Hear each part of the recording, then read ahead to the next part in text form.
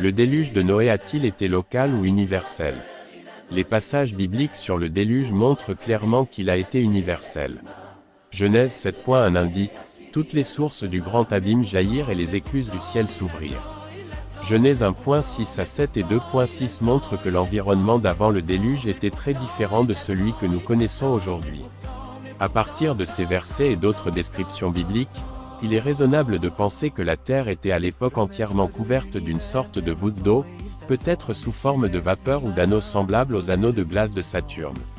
L'eau de cette voûte, ajoutée à une importante couche d'eau souterraine, aurait été suffisante pour recouvrir toute la terre, Genèse 2.6.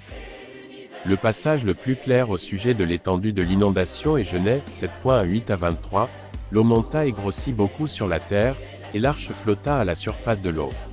L'eau augmenta de plus en plus et toutes les hautes montagnes qui sont sous le ciel tout entier furent recouvertes. L'eau monta de 7 mètres et demi au-dessus des montagnes, si bien qu'elles furent recouvertes. Tout ce qui vivait sur la terre expira, tant les oiseaux que le bétail et les animaux, tout ce qui pullulait sur la terre et tous les hommes. Tout ce qui avait un souffle de vie dans ses narines et qui se trouvait sur la terre ferme mourut. Dieu fit disparaître tous les êtres qui étaient à la surface du sol, depuis l'homme jusqu'au bétail, aux reptiles et aux oiseaux, ils furent exterminés de la terre.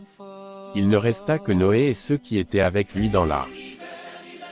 Dans ce passage, non seulement le mot « tout » est employé de manière répétée, mais découvre que « toutes les hautes montagnes qui sont sous le ciel tout entier furent recouvertes », que « l'eau monta de 7 mètres et demi au-dessus des montagnes, qui furent couvertes », et que « Dieu fit disparaître tous les êtres qui étaient à la surface du sol, depuis l'homme jusqu'au bétail, aux reptiles et aux oiseaux ».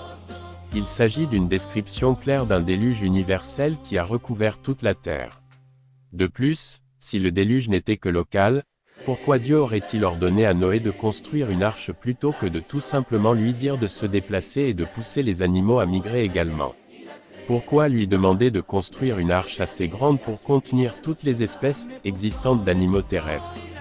Si le déluge n'avait pas été universel, il n'y aurait pas eu besoin d'une arche. Pierre décrit également un déluge universel en 2 Pierre 3.6 à 7, ils oublient volontairement que le monde d'alors a disparu de la même manière, submergé par l'eau. Or, par la parole de Dieu, le ciel et la terre actuelle sont gardés pour le feu, réservés pour le jour du jugement et de la perdition des hommes impies. Dans ces versets, Pierre compare le jugement universel à venir au déluge de Noé et déclare que le monde d'alors a été submergé par l'eau. Beaucoup d'autres auteurs bibliques croyaient aussi en l'historicité du déluge universel, Ésaïe 54.9, 1 Pierre 3.20, 2 Pierre 2.5, Hébreux 11.7. Enfin, le Seigneur Jésus-Christ lui-même croyait en un déluge universel et l'a pris comme image de la destruction future du monde à son retour, Matthieu 24.3 7 à 39, Luc 17.26, 27.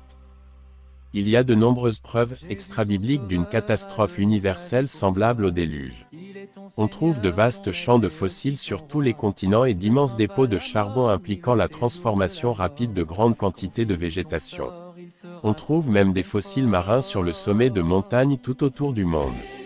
Des cultures du monde entier ont leur forme de légende du déluge.